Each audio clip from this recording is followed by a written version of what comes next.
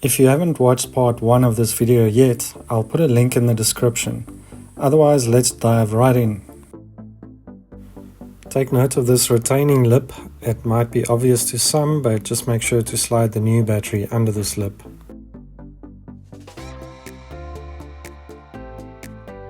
Next, connect the vent tube to direct any hydrogen gas produced during the charging process or excess battery fluid to the outside of the vehicle.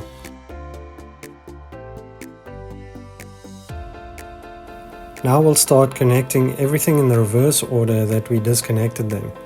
You can either connect the positive terminal or the retaining bracket.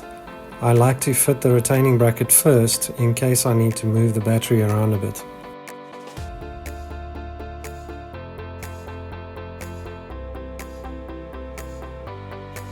If you like these videos, please subscribe to let us know.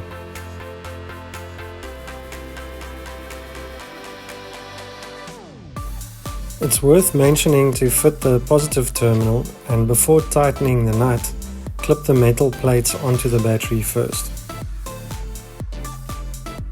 You're watching the rest of the installation. Let's bring up the topic of registration and understand what it means. Firstly, when the battery is registered with the onboard computer system, it alters the charging parameters based on the battery type and state of the battery. And secondly, it provides a record of each battery change.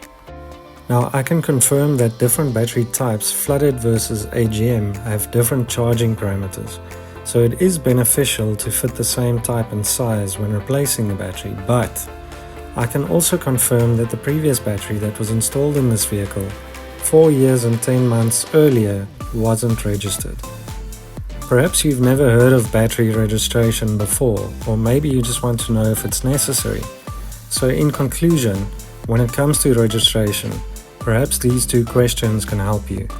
1. Does my current service record include each and every battery change? And 2. Do I want to risk potentially shortening the lifespan of my battery or electrical system? But we're not done just yet. Now that you've spent all this money on a new battery, you'll want to know how to make it last as long as possible. So go and watch this one quickly.